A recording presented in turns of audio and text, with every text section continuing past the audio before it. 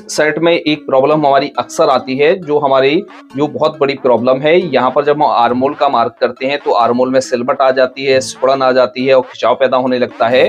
तो कई बार हमारा आर्मोल सही से नहीं कट पाता है, जिससे हमारी बाजू भी छोटी हो जाती है, कभी बाजू बड़ी हो जाती है।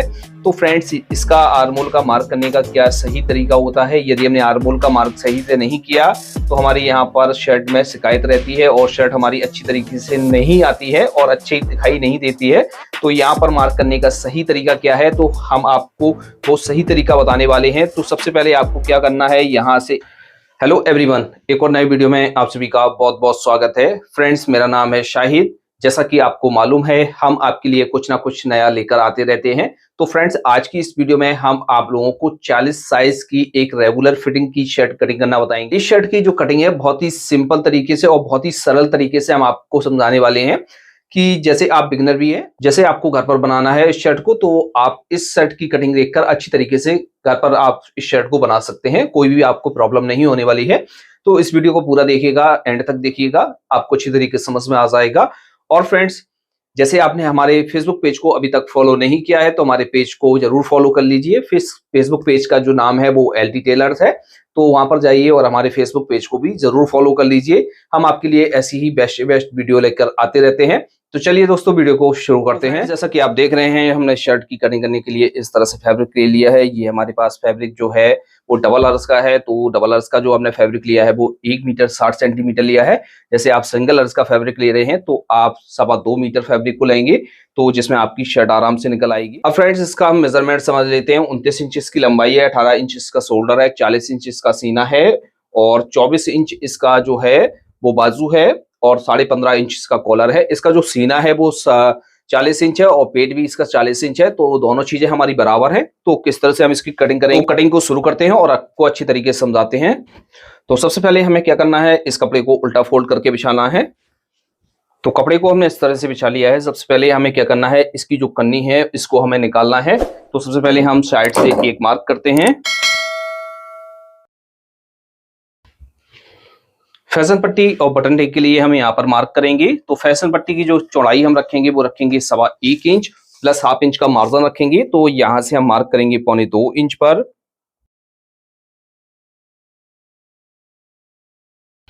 एक मार्क ऊपर से करेंगे कपड़े को सीधा करने के लिए। यहां से लंबाई का निशान लगाएंगे। लंबाई है इसकी 29 इंच 29 इंच।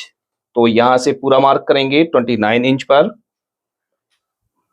और पीछे की तरफ हम जब मार्क करेंगे तो हाफ इंच इसमें माइनस करके मार्क करेंगे इस तरह से। जैसे आपकी शर्ट ऊपर से उठ जाती है और पीछे की तरफ लटक जाती है तो आपको इस तरह से चेंजिंग करनी है, तो आपकी शर्ट में प्रॉब्लम नहीं आएगी। यहाँ पर बॉटम फोल्ड करने के लिए मार्जिन रखेंगे। तो यहाँ पर हम 1.25 इंच का मार्जिन ले लेते हैं। शोल्डर का मार्क करेंगे। शोल्डर है इसका 18 इंच 18 इंच। हाफ करेंगे तो हमारा हुआ 9 inch 9 inch plus half inch का मार्जिन ऐड करेंगे। आर्मोल का निशान लगाएंगे। तो आर्मोल का निशान चेस्ट के हिसाब से लगाया जाता है। तो हमने आपको बताया है 26 से लेके आपका 36 तक चेस्ट है तो आप 1/4 करेंगे, और इससे ऊपर चेस्ट है तो आप 9 इंच से ज्यादा मार्क नहीं करेंगे। तो इसमें जो हम मार्क करेंगे वो करेंगे 9.25 इंच पर।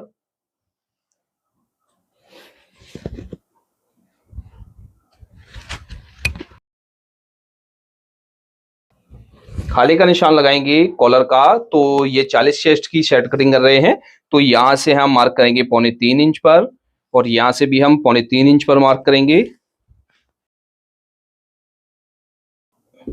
कॉलर को लिख लेंगे जितना भी कॉलर होगा। कंधी को डाउन करेंगे तो कंधी को हम यहां से डाउन करेंगे 1.5 इंच, और यहां से अंदर की तरफ मार्क करेंगे वो करेंगे 1.25 इंच पर।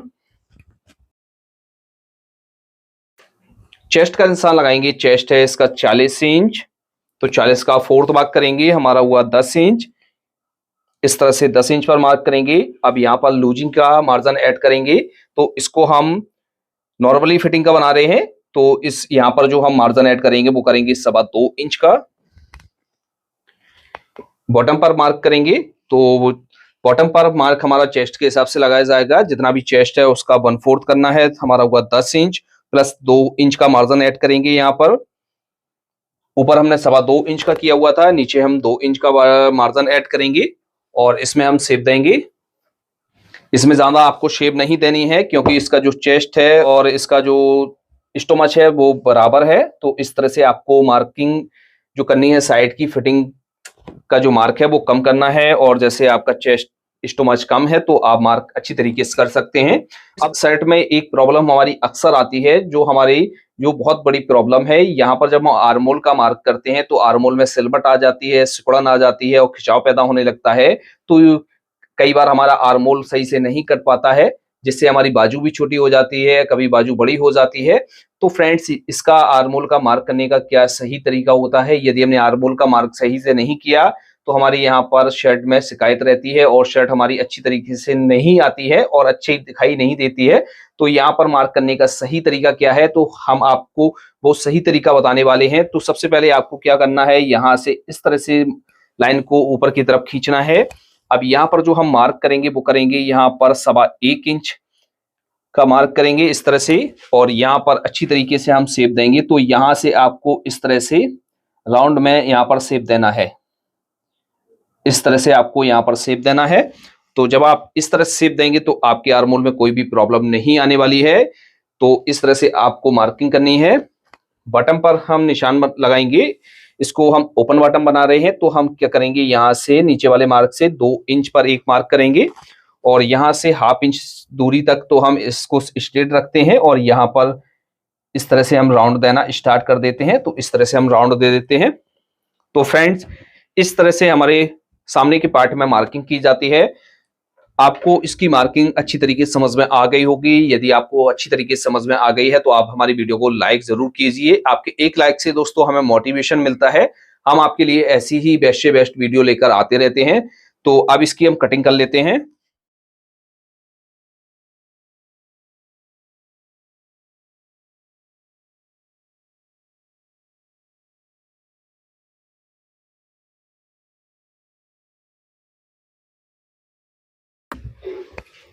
तो फ्रंट पार्ट की हमारी कटिंग हो गई है, यानी सामने के पल्ले की कटिंग हमारी हो गई है। अब इसकी हम बैक की कटिंग करेंगे। बैक की कटिंग करने के लिए इस कपड़े को हम इस तरह से पलट कर बिछाएंगे और यहाँ पर हम बैक के लिए कपड़े को फोल्ड करके बिछाएंगे। जितने को छोटा काटना है फ्रंट से, तो इस तरह से कपड़े को हम फोल्ड करके बिछाएंगे। जैसे आपको इसकी लाइनिंग मिलानी है तो आप लाइनिंग भी मिला सकते हैं और नहीं मिलाना है तो आप ऐसा ही कट कर लेंगे, कोई दिक्कत की बात नहीं है। तो इस तरह से हम बिछाएंगे और एक बार इसको नाप कर देखेंगे कि ये हमारा पार्ट सही से बिछा हुआ है कि नहीं। तो इस तरह से बिल्कुल सही से पार्ट हमारा बिछा हुआ है और यहाँ से इसको बिछा लेते हैं। अब इसकी जो हम बैक की कटिंग करेंगे वो हम बैक की कटिंग करेंगे 1 इंच छोटा। तो हम यहाँ से इस तरह से रखते हैं और जैसे आपको बैक को बराबर काटना है तो बराबर से भी कट कर सकते हैं। जैसे आपको 1.5 इंच छोटा काटना है बैक को तो 1.5 इंच छोटा भी काट सकते हैं। ये आपके ऊपर डिपेंड करता है कितना आप बैक को छोटा काटेंगे। तो इसमें जो हम बैक को काटेंगे, तो आज हम आपको बताते हैं 1.5 इंच बैक को हम छोटा काटेंगे, फिर इसका जो तीरा है वो कितना लगाएंगे। तो इस तरह से हम कपड़े को बिछा लेंगे। अच्छी तरीके से देख लेना है आपको। यहाँ से मार्किंग करेंगे तो हम यहाँ से मार्किंग करेंगे 1.5 इंच पर। इस तरह से 1.5 इंच बैक को छोटा काट रहे हैं इसमें और यहां से सीधा कर लेते हैं। शोल्डर का निशान लगाएंगे। शोल्डर है 18 इंच, 18 का हाफ करेंगे 9 इंच प्लस 1/2 इंच का मार्जिन, इस तरह से। अब इस पे मार्किंग करेंगे तो हम क्या करेंगे, यहां से जो मार्क करेंगे वो मार्क करेंगे यहां से 1 इंच का इस तरह से, और यहाँ पर इस तरह से सेफर को रखेंगे और यहाँ से यहाँ तक लाइन को खींचेंगे और अच्छी तरीके से हम यहाँ पर शेप दे देंगे। नीचे भी हम जो हमने बॉटम का मार्क किया हुआ था उस मार्क को हम इस तरह से उठा लेते हैं। अब इसकी हम कटिंग कर लेते हैं।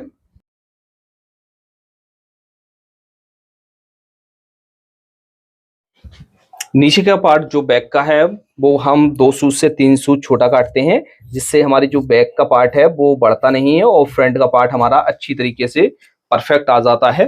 तो इस तरह से आपको कटिंग करनी है बैक की। यहाँ पर चटका लगा लेते हैं। सामने का पार्ट और बैक का पार्ट हमारा कट हो गया है। अब इसकी हम स्लीव की कटिंग करेंगे, फिर हम बैक शोल्डर की कटिंग करेंगे। तो इसको एक साइड में रखते हैं। स्लीव की कटिंग करने के लिए हमारे पास ये कपड़ा है, तो कपड़े को हम डबल फोल्ड करेंगे और दोनों बाजुओं को एक साथ में निकालेंगे, जैसे आपके पास कपड़ा कम है या कपड़े का अर्ज में आपका जो आर्मोल है वो नहीं निकल रहा है, तो आप सिंगल सिंगल बाजू को निकालेंगे। जिस तरह से हम डबल बाजू को निकाल रहे हैं, इसी तरीके से आप एक एक बाजू करके निकालिए जवाबी में, तो आपकी निकल आएगी। इस तरह से कपड़े को हम डबल में बिछाएंगे। बिछाने के बाद यहां से हम इस तरह से इसको क्रॉस में करेंगे।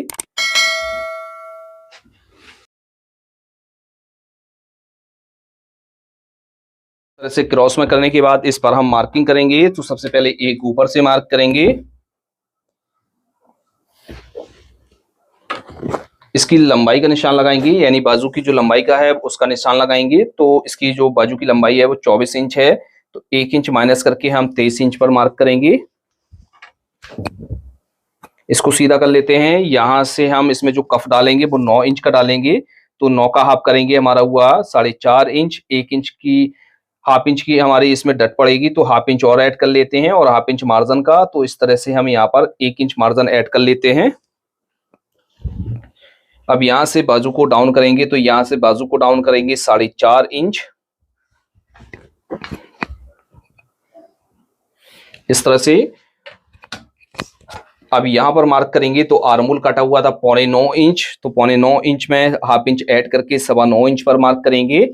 और जैसे आप पतले चेस्ट की शर्ट कटिंग कर रहे हैं, तो उसमें आपको ऐड करने की आवश्यकता नहीं पड़ेगी। तो इस तरह से हम रखेंगे और यहाँ पर शेप दे देंगे। यहाँ से फिटिंग का हम मार्क करेंगे, यहाँ से इस तरह से रखेंगे, ज्यादा फिटिंग का मार्क नहीं करना है हमें, इस तरह से रखेंगे। रखने के बाद हम यहाँ पर शेप देंगे, तो यहाँ से लेकर 2 इंच तक तो इस तरह से हम रखते हैं। अब इसमें अच्छी तरीके से हम राउंड बनाते हुए इसमें शेप दे देंगे, और एक बार हम इसको नाप लेते हैं। ये हमारा कितना आ रहा है, ये 10 सवा 10 इंच आ रहा है। तो इस तरह से बाजू पर मार्किंग करते हैं। अब इसकी कटिंग कर लेते हैं।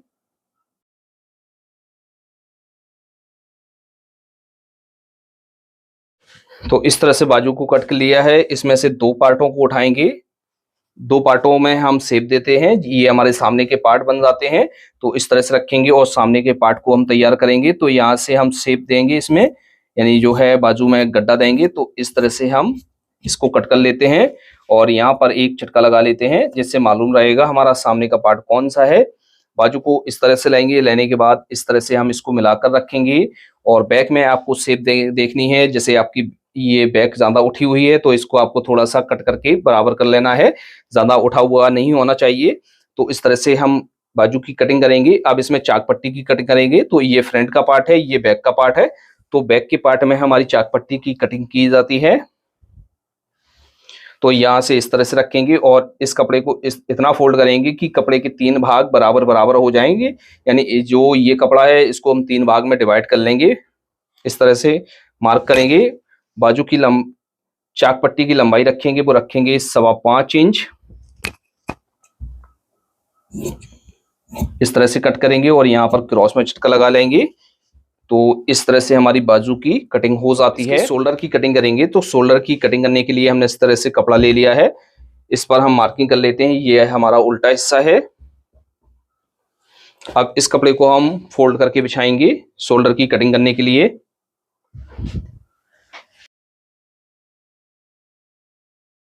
इस तरह से कपड़े को हम बिछाएंगे। बिछाने के बाद एक बार हम इस तरह से और फोल्ड करेंगे। ये आपको लंबाई के हिसाब से आपको कपड़ा फोल्ड करना है। जितना भी आपका शोल्डर है उसका हाफ करके प्लस मार्जिन ऐड करके आपको यहाँ पर इस तरह से बिछाना है। इस तरह से हम बिछाएंगे। तो नीचे हमने एकदम स्ट्रेट कर लिया है। आपका स्ट्रेट नहीं है तो इस पर मार्किंग कर लेंगे। अब इसमें तीरे की चौड़ाई का निशान लगाएंगे। तो तीरे की चौड़ाई आप 5.5 इंच से लेके 5 इंच तक रख सकते हैं। तो हम यहाँ पर जो मार्किंग करेंगे वो हम करेंगे 5.5 इंच। तीरे की चौड़ाई का निशान लगाएंगे इस तरह से, और यहाँ पर इस तरह से हम इसको सीधा कर लेंगे। हाले को उठाएंगे, तो हाला यहाँ से उठाएंगे 2 इंच पर, और यहाँ से मार्क करेंगे 3.25 इंच पर।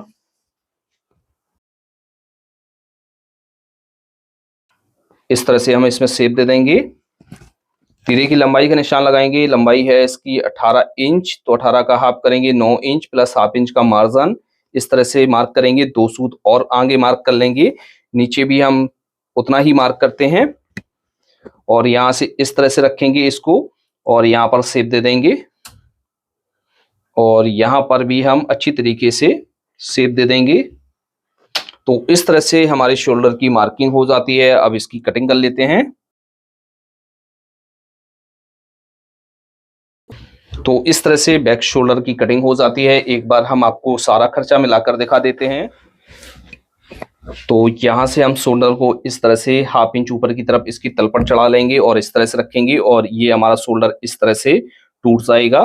तो फ्रेंड्स इस तरह से हमारे शोल्डर की कटिंग हो जाती है। तो दोस्तों इस तरह से हमारे 40 चेस्ट की एक नॉर्मल फिटिंग जो रेगुलर फिटिंग की शर्ट है वो कटिंग हो जाती है। तो आपको ये कटिंग अच्छी तरीके से समझ में आ गई होगी। आपको कहीं पर भी कोई डाउट है तो आप हमें कमेंट बॉक्स में लिख सकते हैं। कोशिश करेंगे कि आपके मैसेज का रिप्लाई हम जल्द से जल्द दे सकें। तो फ्रेंड्स आज की वीडियो में इतना ही। मिलते हैं आपसे नेक्स्ट वीडियो में किसी नए टॉपिक के साथ। तब तक के लिए दीजिए इजाजत। Thanks for watching.